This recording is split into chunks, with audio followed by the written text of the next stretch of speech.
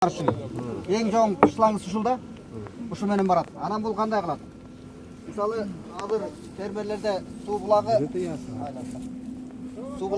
болот го. Же болбосо скважина, негизи скважинадан алынга расчеттолгондо. Анан мотопомпа коюлду. Мотопомпа коюлган себеби, мисалы, электричество бардык жерде жок да, тала жерлериндечи. Анан мотопомпа сороп туруп айдайт давление мененчи. Давление менен келгенде бул центрофуга деп аталат. Бул жерин карасаңыздар, капталдан кирет түтүк. Bunun sebebi de kaptaldan girgende su çimirilet. Su çimirilgende suyun içinde kum, taş başlar stenkaga jabışıp turan жылмышып келип астындагы челекке чогулуп кала берет. Эртең күн ал толгондо капкагын ачып туруп тазалап коет. Анан мунун ичинде бул түтүктүн уландысы бул жерде мындайынан чыгып турат да, мындайнанчы. Жерде фильтр бар. Ошондо тиги биринчи келди да, биринчи очистка мындан бүттү да. Экинчи тиги чыпкадан өтөт.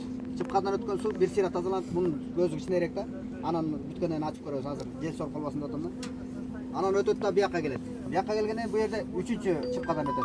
Бу жерде майда чыпка. Майда чыпкадан өткөндөн кийин анан талага кетет да. Андан сырткары бул жерде мисалы фермер сугарып атканда удобрение берем деши мүмкүн да. Удобрение бериш үчүн атайын челек бар. Мисалы удобрениени алып чылап коет. Жолу керектүүлөрүн. Анан бул жерде кичине жапканда давление пайда болот. Бул жак бетиндечи. Бул жерде жапкандачы. Заторду жапканда. Анан суу бияка кирет дагы. Bunun içindeki eritip alıp, eritindin alıp çıgat. Alat dagı bu suga koşulup talaga kete berет. Eger eribey kalgan eme olsa, çıpkaların jeginde turat dagı akырындык менен erip, дээрлик бардыгы талага жумшалат да. Анан мунун да бир артыкчылыгы, мисалы бул телектерди өз-өзүнчө бөлүп жаап койсо болот да, ар биринчи. Мисалы муну өзүнчө бөлүп алып туруп, топ калганда чыпкасын алып тазалап, кайра жаап, муну кошуп тегин ажыратып салат да. Ошентип иштесе болот. Анан мунун эң дагы бир эмеси мына мобильный кылдык. Көрүп турасыздар, жеңил машинеге сүйрөп алып, каалаган жерге алып барып кое алат да.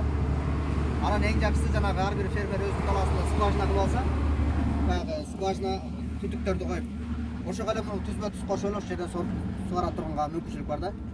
Негизги баягы концепция ошондой. Капельный орошениенчи. Эми иштегенин көрөлүкпү? Негизинен айтылгандар ушулар.